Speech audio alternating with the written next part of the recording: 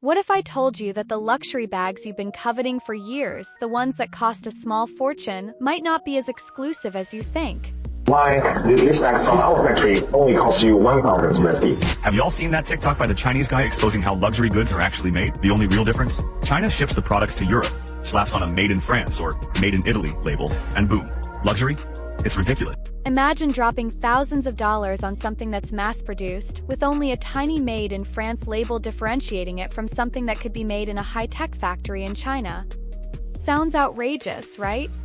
But that's exactly what some Chinese manufacturers are claiming about the most famous luxury bags in the world, Hermes. And this isn't just a rumor. It's a full-blown scandal that has rocked the fashion world to its core.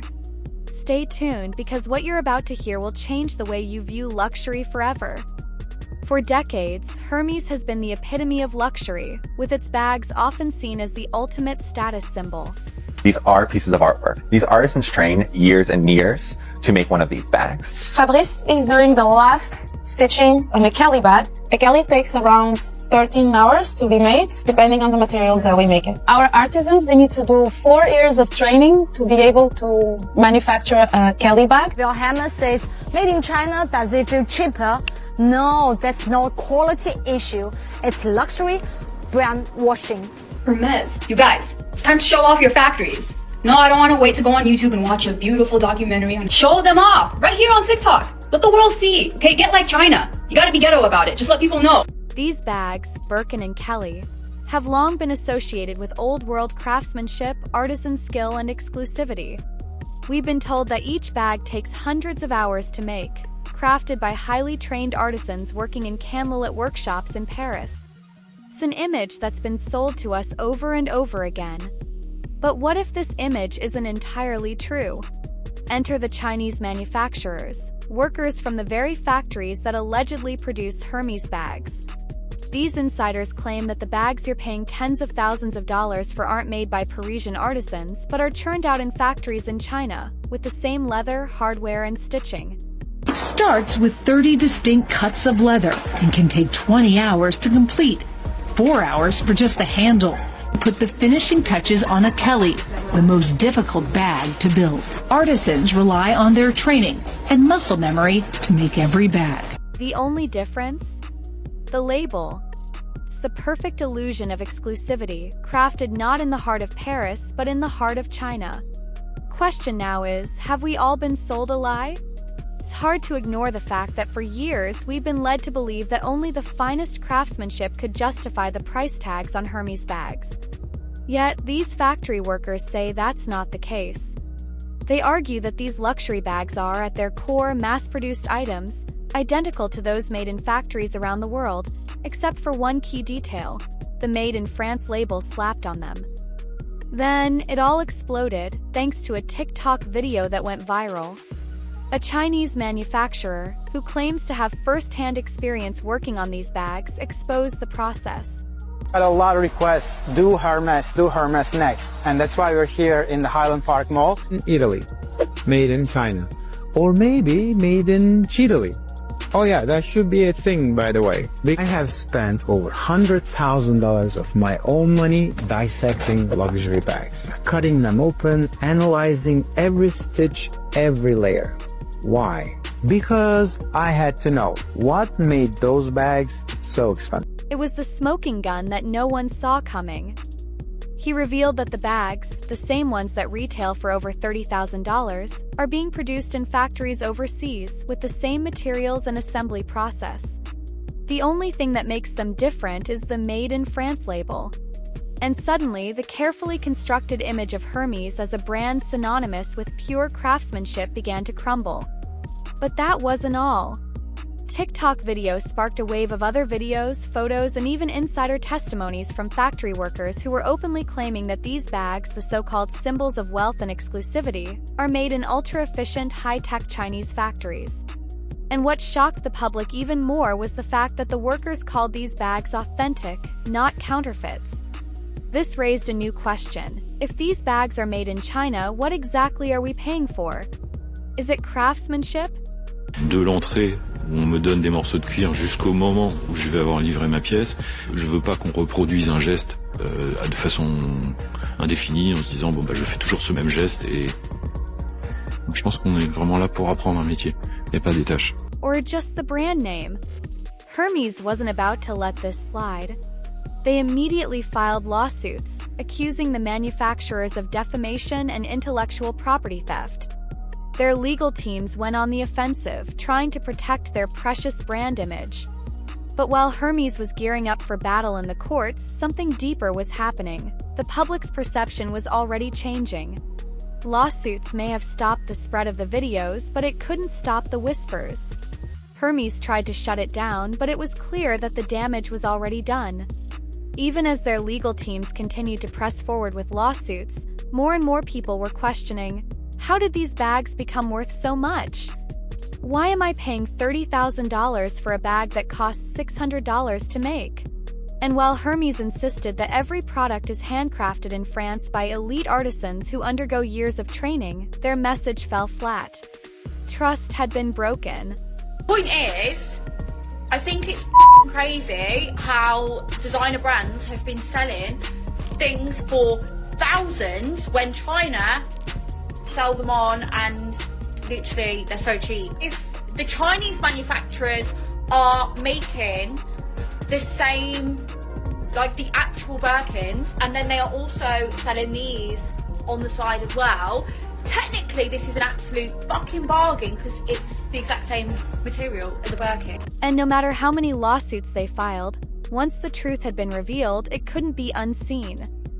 Let's take a moment to talk about the numbers because this is where it gets truly mind-blowing.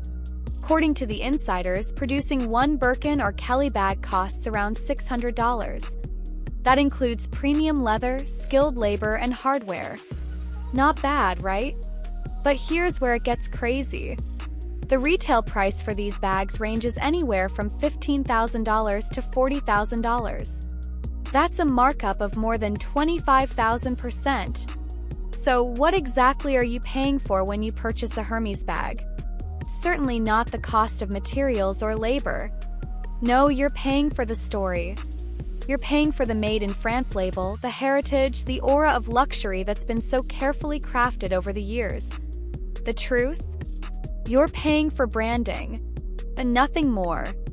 And that's the part that stings, the realization that you've been sold a myth all along. And when you think about it, this isn't just about Hermes. This is about the luxury market as a whole.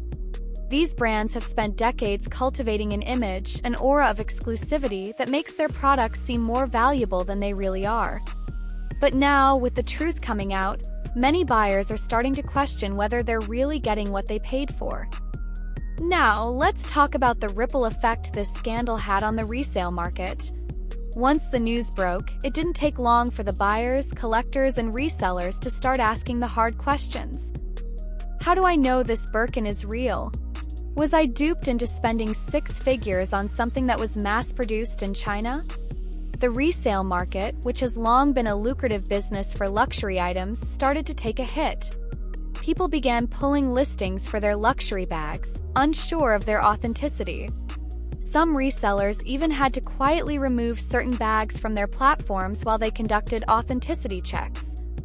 And it wasn't just a handful of people questioning it.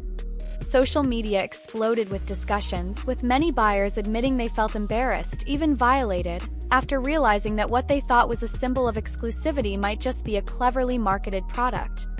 The secondary market's problems didn't end there. The resale value of Hermes bags dropped, and many collectors started questioning the legitimacy of their past purchases. What was once an investment in a piece of high-end fashion was now becoming a financial risk. These bags weren't just expensive. They were fragile commodities, and once people began doubting their authenticity, the market was left reeling. But the story doesn't stop with Hermes. Once the floodgates were open, whispers started spreading about other luxury brands. What about Prada? Louis Vuitton? Chanel? Were they doing the same thing? Were their bags being made in the same Chinese factories? Once consumers started asking these questions, the luxury industry found itself on the defensive. Louis Vuitton, one of the most iconic brands in the world, wasn't spared. Allegations surfaced claiming that some of their most famous monogram bags are assembled not in France, but in places like Spain and the US. And while Chanel stayed quiet, their silence was deafening. Could this be a pattern? Were other luxury brands cutting corners behind the scenes? The flood of rumors didn't help, and what we were left with was a luxury industry on the edge of collapse. This wasn't just about Hermes anymore. This was about the entire luxury world, and the carefully constructed narratives that had long supported it.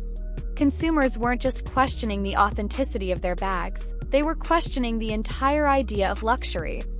What does luxury even mean if the bags are being made in factories where efficiency is prioritized over craftsmanship? And if Hermes, a brand that prides itself on exclusivity, could be linked to outsourced production, then what about the other luxury giants? Truth is, the luxury market has been selling us stories about craftsmanship, heritage, and exclusivity. But those stories are crumbling. Consumers are waking up, and they're no longer content to just be fed a narrative. They want the truth.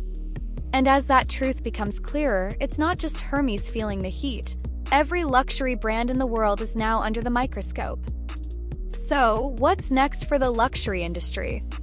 Can it survive in a world where transparency is demanded and where consumers are no longer willing to accept branded illusions? Hermes is fighting hard to maintain its image, but with every lawsuit and every defensive statement, the cracks in its facade become more apparent. And if it can happen to Hermes, it can happen to any brand. The real question now is, in an age where consumers are more informed than ever, can luxury brands continue to thrive by selling us stories? Or will they have to rethink what true luxury really means? One thing's for sure, the fallout is just beginning, and it's reshaping the very foundations of the fashion world.